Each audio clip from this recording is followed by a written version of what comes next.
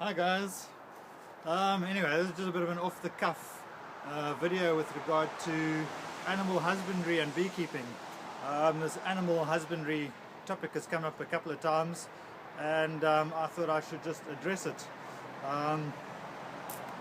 So, animal husbandry is normally looked at from the farmer's point of view opposed to the animal's point of view.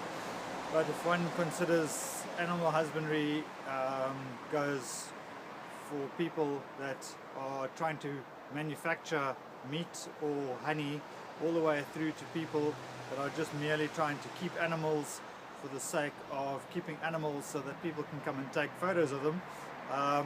It is all animal husbandry. What people also seem to be living in Gaga Google land a bit is every square inch of land on the planet is owned by somebody, and therefore it has to generate money.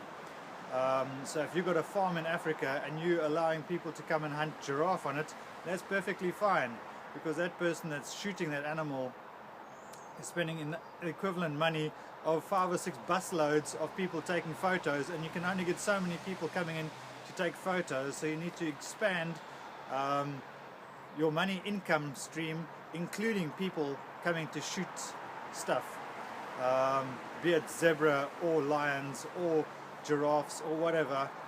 That's allowing more wild animals. As soon as you ban it, that's bad, because then you just get poaching and illicit trade, and then it's completely uncontrolled. But anyway, back to the beekeeping thing and animal husbandry. So we need to look at it from the beekeeping point of view. Bees are insects. They're not little people. People need to get this in their heads. They're just bugs. But at the same time, these bugs have been around for 3 times as long as what humans have been around. So they might seem as a very simple life form to us, but that's a very simplistic way. There's all sorts of funky stuff going on there that we have no idea what's actually going on. And we give them names like the queen. The queen has very little decision making within the hive. But we need to give them little identities, like little people, so we can relate to them. So anyway, let's get back into the topic of animal husbandry. So, a hive is a superorganism. It's not just a bee or a queen or a drone or the comb. The whole contraption, the beehive, the inside, the propolis, all the wax, all the comb, the honey, the entire thing is a superorganism. But then no organism on the planet lives in isolation, which is what beekeepers in general, traditional beekeepers, are trying to do. They're trying to have a beehive with just bees. This is completely unnatural. This is bad husbandry. It's a superorganism that lives in conjunction with other organisms. I'm a human, you can see me. However, I'm only 1/3 human. If you look at all the cells inside me, 2/3 of me is actually other bugs. And same with you. 2/3 of you are some other bugs that are living inside you. Just as with a beehive, it's a superorganism, but it lives in conjunction with other animals. And if you don't have other bugs and things in your beehive, that's bad husbandry. So it's a superorganism. Then the other thing that people are the common misconception is bees make honey because they want to make honey. No, bees want to make more bees. The fact that they make honey is merely a process just to survive through colder winters. So if you want to have happy, healthy bees, you've got to allow the bees to make more bees. If you try and stop them swarming, that's bad husbandry. If you're killing queens, that's bad husbandry. If you're opening up this beehive, it's a superorganism. It's like having surgery once a week and then saying, oh, but suddenly this person is now sick. Of course, you opening up the thing once a week, of course it's going to get sick and die. Bad animal husbandry. Okay. So nothing in nature lives in... sorry, I'm just going through my list of bits here, because I'll go off on a bit of a tangent.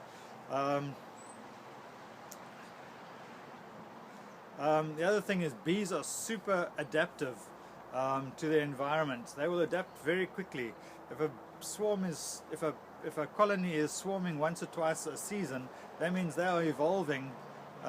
What takes us 40, 50 years to evolve, they are doing it twice a year. So they are super adaptive. If you're feeding your bees honey, that is bad practice. That's bad animal husbandry.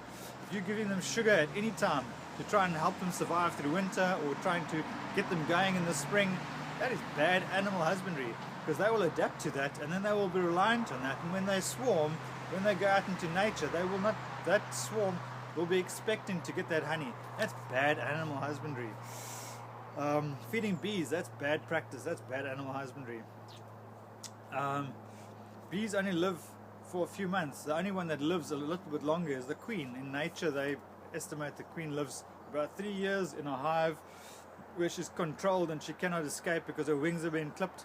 They live about 5 years.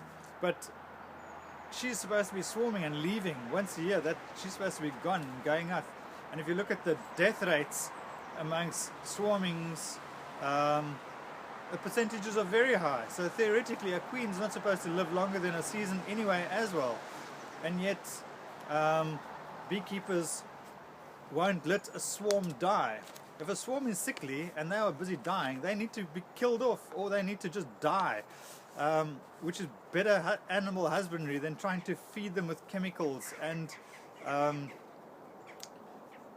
just feeding them and doing all sorts of unnatural things. Anything unnatural, because it's just a bug, is bad animal husbandry. So if you've got